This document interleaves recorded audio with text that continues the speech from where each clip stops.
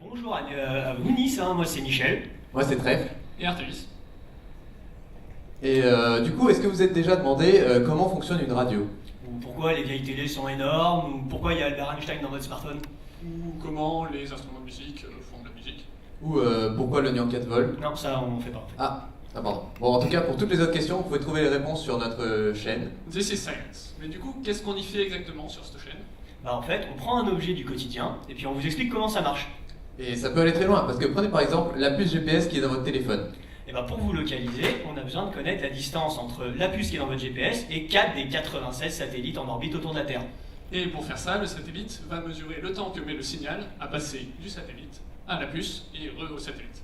Et comme on connaît la vitesse à laquelle se déplace l'onde, on est capable de déduire la distance qui est entre la puce et les satellites.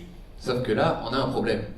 Pour pouvoir mesurer exactement la durée que met ce signal à faire l'aller-retour, Et donc, savoir exactement où on se trouve. les satellites GPS embarquent des horloges très précises.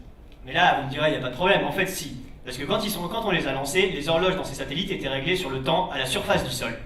Et la relativité générale nous dit que comme on est à haute altitude, vu qu'il y a moins d'influence de la gravité, le temps passe différemment là-haut.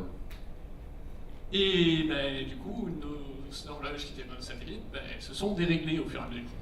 Bon, les ingénieurs, ils avaient prévu le coup, ils ont juste eu à régler un petit truc à distance, et tout est rentré dans l'ordre. Mais ça a permis de confirmer expérimentalement un truc qui est la relativité générale. Et bim, Einstein dans votre smartphone. Enfin bon, ça du coup, c'est notre série principale, mais on a d'autres séries. Oui, parce que des fois les gens nous posent des questions dans les commentaires, alors on y répond dans un format plus court qui s'appelle la grenouille bleue. Et puis on aime bien faire des trucs loufoques dans des univers fictifs, parce que ça nous occupe. Ouais, mais on fait pas ça n'importe comment. Par exemple, la dernière vidéo qu'on a fait, qui est aussi la première de cette série, on a pris les dragons de l'univers de How to Train Your Dragon et on a fait un classement phylogénétique de ces dragons.